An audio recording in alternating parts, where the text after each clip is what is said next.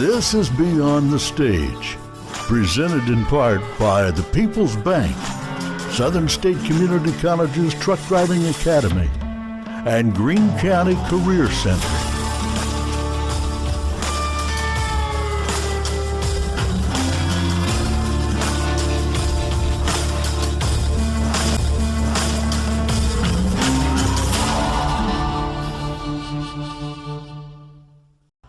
Beyond the Stage is sponsored in part by Greene County Career Center's Peace Officer Basic Training Academy. Training for the State of Ohio's certification exam begins soon.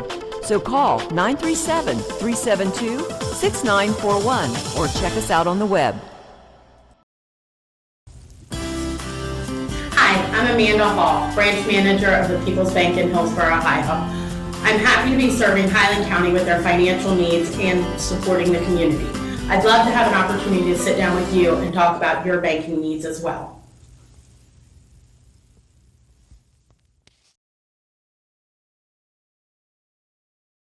Beyond the Stage is made possible in part by Southern State Community College's Truck Driving Academy, where you can be behind the wheel of a big rig in as soon as 4 weeks. Call 937-393-3431 to find out how. And now, Beyond the Stage.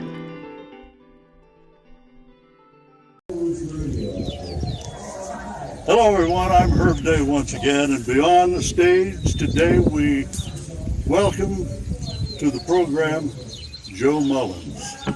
And Joe is, Joe's a radio legend. He's a bluegrass legend too. And Joe, it's good to have you on the program. Thanks, Herb. I appreciate that, man. I guess you and I met, I don't know how many years ago. It was probably, so years ago. Close to 30.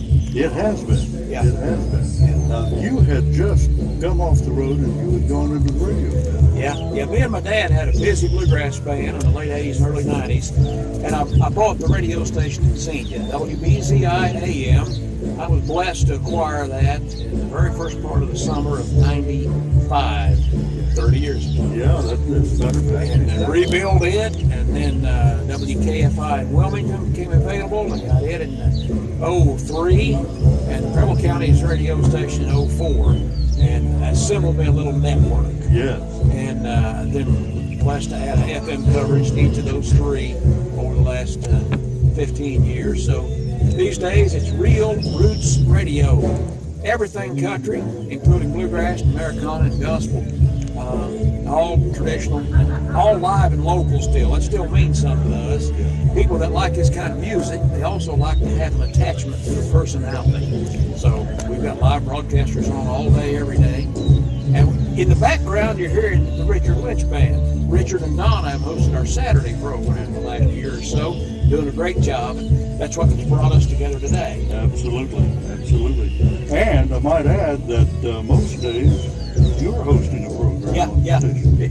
I am on the air most weekdays. I do the Gospel Hour, I do the Hymns from the Hills program at 1 Eastern Time, and at 2 o'clock the Banjo Show, an hour of bluegrass, 50-50 classic and current, and so fortunate to have the support of dozens of loyal advertisers that support what we do, because we've got a big audience, and they're very loyal, and they go out and support our sponsors. So I learned how to do this from my dad. Dad was a great radio man for 45 years, and I started on air, Herb, when I was 16, 43 years ago. 43 years. This past February. Well, congratulations. Dad was managing a little station, and he said, I need somebody on Saturday. Start next week.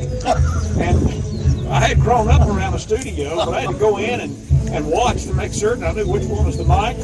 Back then it was a stack of tape players and 2 turntables and a mic. Well, I was going to ask you how you got your feet wet, and I knew that your dad, he was I grew up hanging around the radio station in Middletown. They were butting heads in the early 80s. He took management of a little station in Jellicoe, Tennessee, and I was still in high school. Our whole family moved down there for a couple of years. He said, I need somebody on Saturdays. We'd been in town for about a month and a half. I was in high school. I started doing Saturday afternoons, and as soon as I got out of school, he said, now I need somebody every afternoon for 3 little sign-off. And I've been on the air more than off ever since then. So you've had, at that point, you kind of had the model in your mind of what you wanted to do here in Southern Ohio? Not really. Maybe Or not. happenstance of it? It did. It all happened. The good Lord engineered it all for me to be able to have these local radio stations. We were in Jellicoe. I finished high school, came straight back to Middletown. I was working a summer job in '83, going to go to college out in Morehead, Kentucky.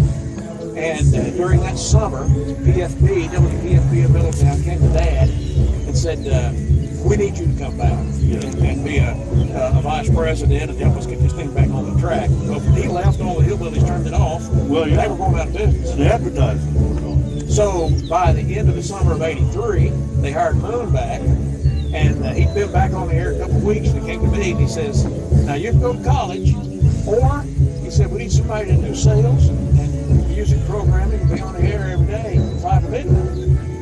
And I was only 17. I'd got out of high school. I skipped a year of school. And so I said, yeah, I'll do that. And in the meantime, we started a bluegrass band right when I turned 18 years old. And we wound up doing what Moon, my dad, the late Paul Moon Mullins, we wound up doing what he had done forever. That's combined entertaining and radio. Yeah. And what I learned, if you play hillbilly music, if you're a banjo player, and you want to get your records played on the radio, it helps if you own the place. Every time. So we worked for the team in Middletown until the late 80s. '89, we bounced out of there. We could not agree with the management and ownership back then. And we had a good bluegrass band called the Traditional Grass. We hit the road and played all over North America, every nook and cranny, coast to coast, Canada to Florida, California to New York, for the next 4 or 5 years. And I was running myself ragged, had a young family, and the good Lord gave me the opportunity to buy WBZI. In the interim, I did radio part-time. I got on WCNW down in Fairfield, Ohio, Christian station, covered all Cincinnati.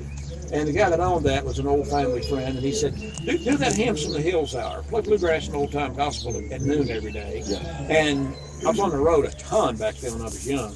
But I'd tape a week's worth of shows ahead of time. I was going to go on tour. Yeah. And had sponsors. It supplemented my musician's income. Yeah. But and the guy that owned that station opened the doors, along with the Lord's help, for me to buy the radio station in Xenia and then Wilmington and on and on. Well, I remember when we first met, and you had just bought the Xenia station, that you had just come off the road, and you were thrilled to have just come off the road. Yeah. You were ready for a break. Yeah. I had ran myself into the ground. Yeah. Sometimes musicians pick up bad habits. Yes, I'd say they do.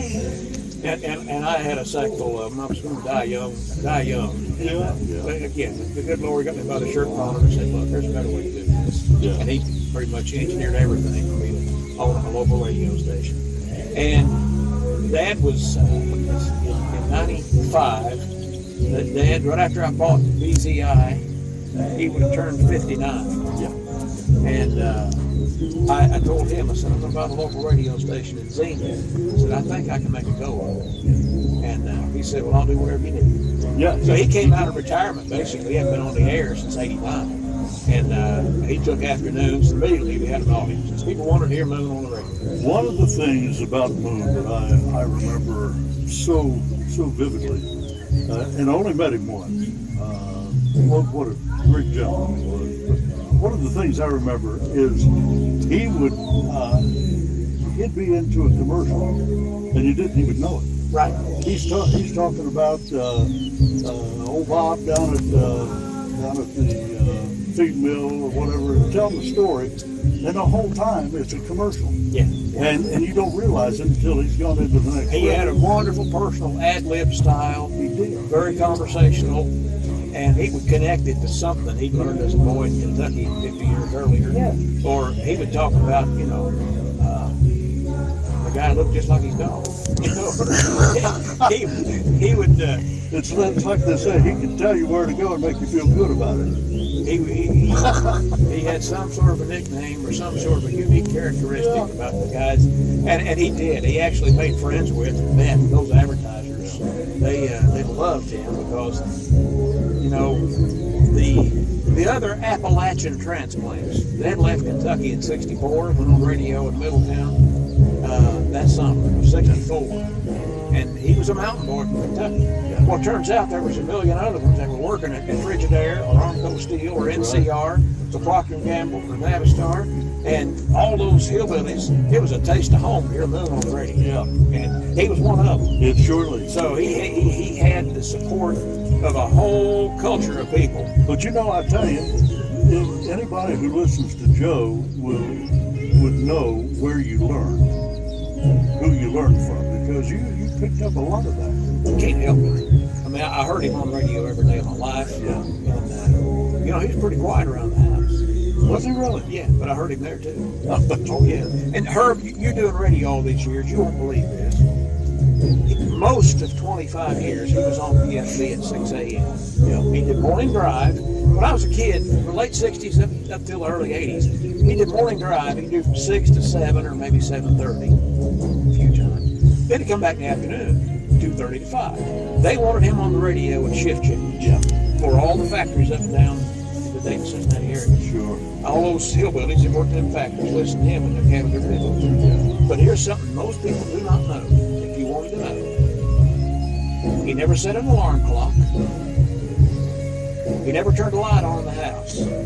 At 5:45 a.m., he would swing his feet over on the floor.